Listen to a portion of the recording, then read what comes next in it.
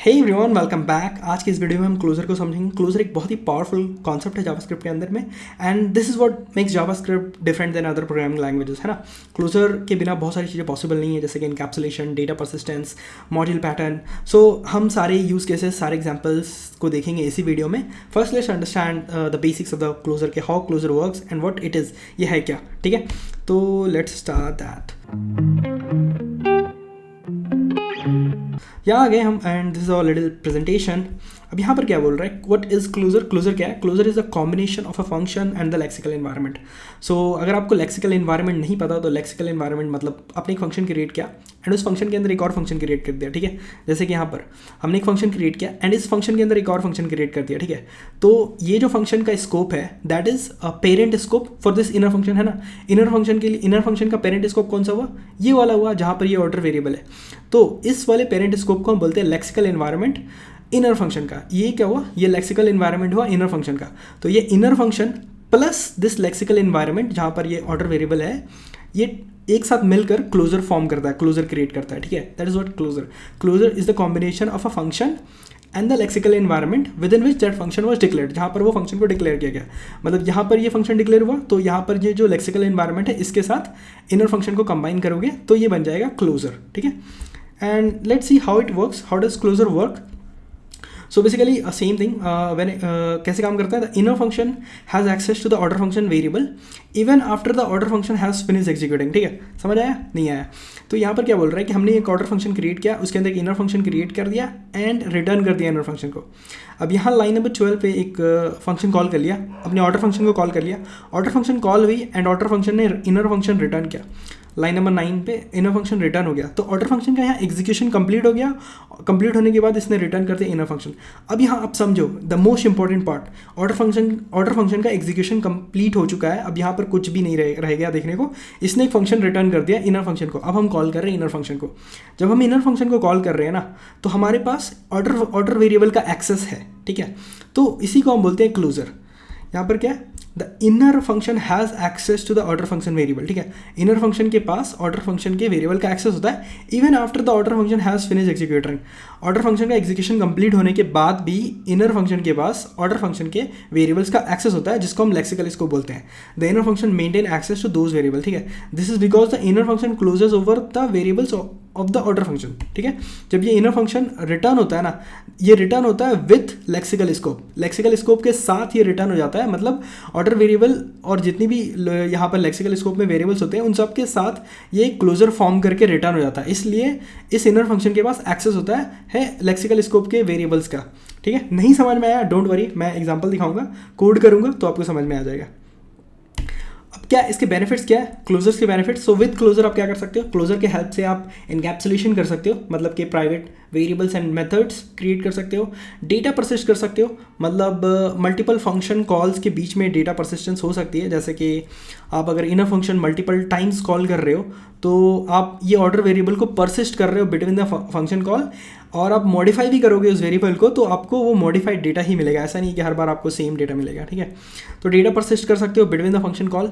Call backs and event handling तो बहुत ही कॉमन यूज़ केस है, जहाँ पर कॉल बैक्स और इवेंट हैंडलिंग के केस में क्लोजर यूज़ होता है स्टेट को मेंटेन करने के लिए एंड वेरिएबल्स को एक्सेस करने के लिए इन क्लोजिंग स्कोप से। एग्जाम्पल से ये बेटर समझ में आ जाएगा आपको। Okay, now the last, module pattern. So closure के हेल्प से हम मॉड्यूल पैटर्न इंप्लीमेंट कर सकते हैं, जहाँ पर हम again private and public methods implement कर सकते हैं, ठीक है। तो सबके यूज़ केसेस है, डिफरेंट यूज़ केसेस हैं एंड हम सबको देखने जा रहे हैं। तो ये रहा हमारा कोड एडिटर, ठीक है। तो मैं थोड़ा बड़ा कर लेता हूँ ताकि आपको प्रॉपर समझ में आ जाए। And let's first understand the encapsulation, कि हम कैसे इनकैप्सुलेशन कर सकते हैं। Encapsulation, and let's create a function, will say counter, ठीक है। काउंटर नाम का एक फंक्शन क्रिएट कर लिया एंड इसके अंदर हम एक वेरिएबल क्रिएट करते हैं, late count equals to 0।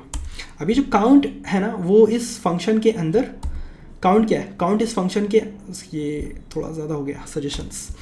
Count private variables है, ठीक है। ये इस फंक्शन के बाहर अवेलेबल नहीं है। Will create more functions, increment. अब हमने एक फंक्शन क्रिएट किया इंक्रीमेंट काउंट प्लस प्लस, ठीक है। अब ये एंड एक और फंक्शन हम क्रिएट कर लेते हैं, function decrement count minus minus and count को रिटर्न कर रहे हैं। And then finally we are returning, will return and यहाँ पर हम इस इंटरफेस क्रिएट कर रहे हैं बेसिकली इस काउंटर का, एंड इंक्रीमेंट जो फंक्शन हमने क्रिएट किया इंक्रीमेंट डिक्रीमेंट वो हम यहाँ से रिटर्न कर रहे हैं, ठीक है। अभी हम क्या करते हैं, हम सिंपली अपना काउंटर कॉल करते हैं, माई काउंटर कॉल कर लिया हमने, इस फंक्शन को कॉल कर लिया, एंड अभी हम इंक्रीमेंट एंड डिक्रीमेंट को कॉल करते हैं। Let's see how this works. अब ये प्राइवेट कैसे होता है, तो यहाँ पर आउटपुट क्या होगा, यहाँ पर आउटपुट होगा आपका, यहाँ पर होगा आउटपुट आपका 2, will say console log count,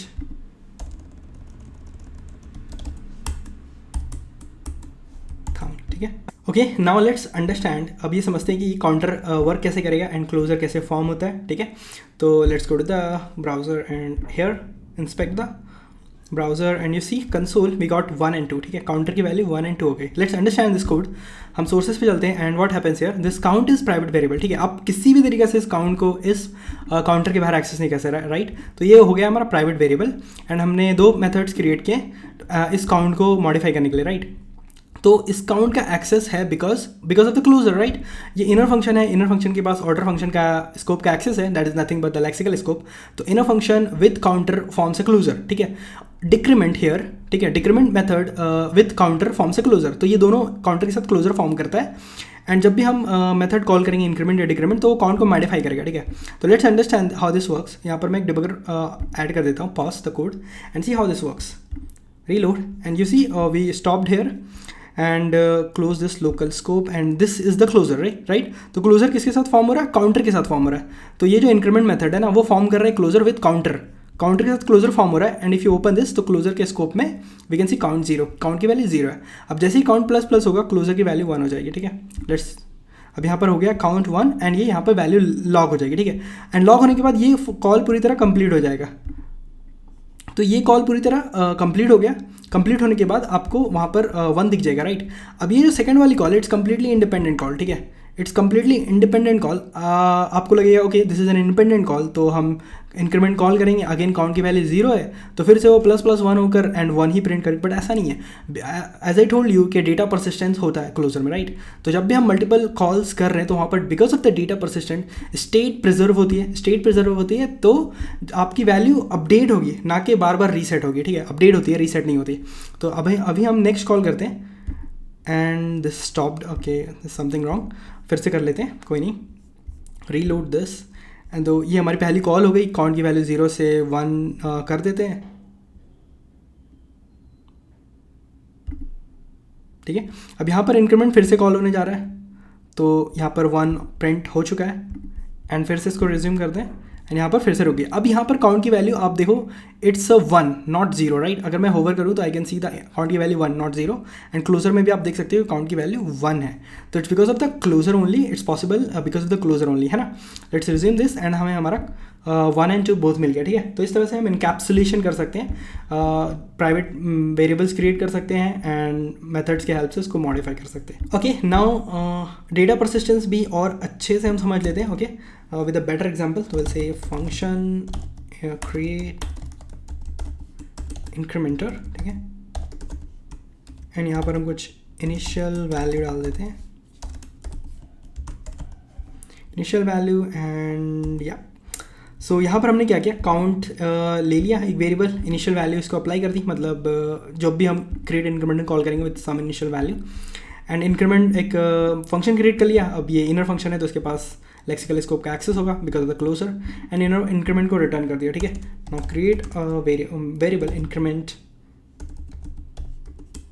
bye 2 equals to create incrementer. अब यहाँ पर हम 2 पास कर देते हैं, 2 पास किया हमने and let's call this increment by 2 and again let's call this increment by 2, ठीक है। तो यहाँ पे क्या हुआ, अब हम इसको 2 बार कॉल कर रहे हैं, इनिशियल वैल्यू डाल दी 2। Let's save this and see what happens over here. तो यहाँ पर हमें मिल गया दैट 1 और 2 because of the counter and 3 and 4 because of this create incrementer method, है ना, create incrementer function.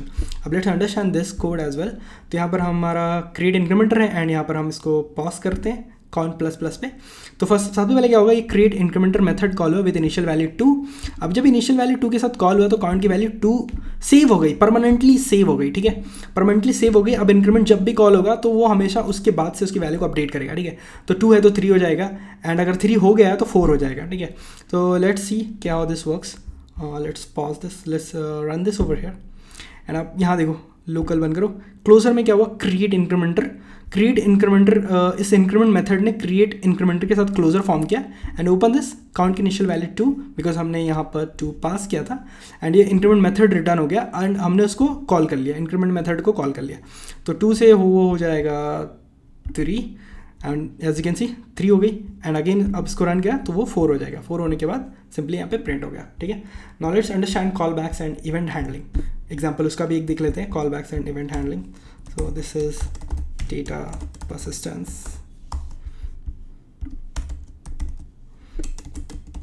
callbacks and event handlers, ठीक है।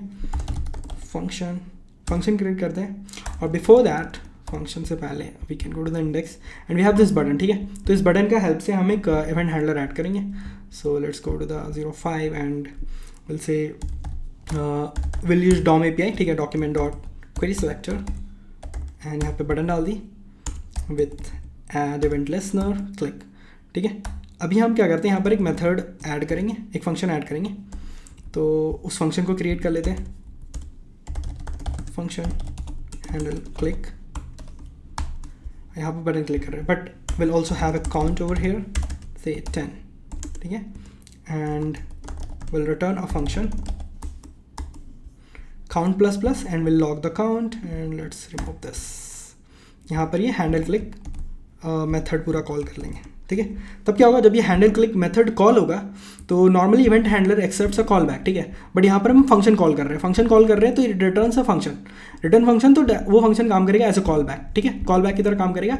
एंड अगेन हमारे लेक्सिकल स्कोप में काउंट 10 है तो ऑब्वियसली वो 11 होने वाला है। सेव कर लेते हैं and see how this works.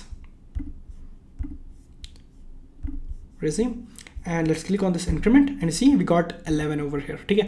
sources में आते हैं, again you can put a breakpoint over here and you can see how this works। click on this, तो अभी काउंट की वैल्यू क्या होगी, 11 है, ठीक है। क्लोजर फॉर्म हुआ, क्लोजर फॉर्म किसके साथ हुआ, हैंडल क्लिक। ये जो मेथड है ना हैंडल क्लिक, यानी ये पेरेंट वाला, ये पेरेंट मेथड यानी ऑर्डर मेथड, ऑर्डर फंक्शन, इसके साथ क्लोजर फॉर्म हुआ एंड अगेन यू कैन सी कि काउंट की वैल्यू 11 है। रिज्यूम करो, फिर से क्लिक मारो, फिर से ये कॉल हुआ एंड दिस टाइम काउंट की वैल्यू क्या होगी, 12 होगी। तो इसी तरह कॉल बैक्स के साथ इवेंट हैंडलर के साथ क्लोजर काम करता है, ठीक है। ये बहुत कॉमन यूज़ केस है, हम तो हमेशा यूज़ करते ही रहते हैं, ऐसा पता नहीं होता फिर भी हम यूज़ करते रहते हैं ना। Let's understand another example, module pattern, ठीक है। Let's see another example, module pattern.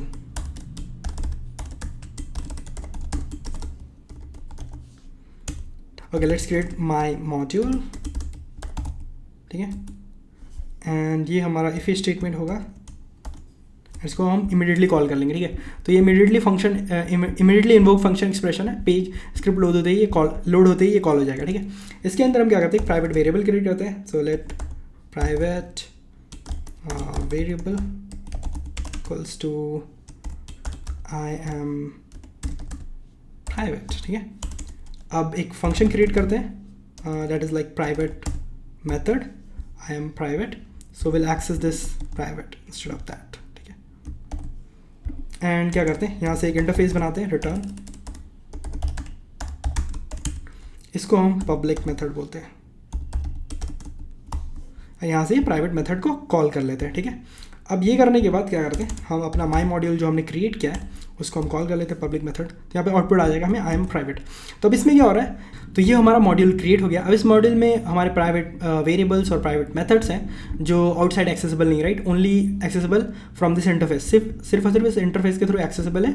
जैसे ही माई मॉड्यूल क्रिएट होगा तो ये इसके हेल्प से क्रिएट होगा। अब ये पैटर्न बहुत ही यूज़फुल है, अगर आप कोई लाइब्रेरी वगैरह क्रिएट करें तो वहाँ पर आप ये पैटर्न यूज़ कर सकते हो, या फिर आप कुछ डिपेंडेंसी इंजेक्शन टाइप कर रहे हो तो वहाँ पर भी ये मॉड्यूल आप यूज़ कर सकते हो। Now let's understand this. यहाँ क्या हो रहा है, यहाँ पर क्या कर रहा है, यहाँ अगर हम इमीडिएटली इन्वोक कर रहे हैं इस फंक्शन को, ठीक है। अब जब हम इमीडिएटली इन्वोक कर रहे हैं इस फंक्शन को, तो ये फंक्शन जो भी रिटर्न करेगा, which is in this case here, यहाँ पर ये रिटर्न कर रहा है। अब रिटर्न कर रहा है तो वो माई मॉड्यूल को मिल जाएगा। अब ये पूरा का पूरा लेक्सिकल स्कोप बन गया, ठीक है। ये लेक्सिकल स्कोप है, तो यहाँ पर क्या हमारे पास private variable and private method. Let put a debugger over here and see how this works, ठीक है। रिफ्रेश एंड यहाँ पर डिबगर रुक गया हमारा एंड इसी we have formed a closure, ठीक है। एंड यहाँ पर आपको कोई नाम नहीं दिख रहा है because we haven't given any name. हमने इस फंक्शन को कोई नाम नहीं दिया, ये एक एनोनिमस फंक्शन है, इसलिए यहाँ पर क्लोजर का कोई नाम नहीं है, बट क्लोजर फॉर्म हो चुका है and we have this private method and private variable and ये एक्सेसिबल है, राइट। तो इसको रिज्यूम कर दो, तो आपका ये जो भी पब्लिक मेथड आप कॉल करोगे वो प्राइवेट मेथड को कॉल करके आपका वैल्यू को लॉग कर देगा। Here it is I am private. Okay, hopefully आपको क्लोजर अच्छे से समझ में आया होगा, सारे कॉन्सेप्ट क्लियर हो गए होंगे। एंड अगर आपको कोई डाउट है तो let me know in the comment section. Thanks for watching, don't forget to give me a thumbs and like. Bye bye.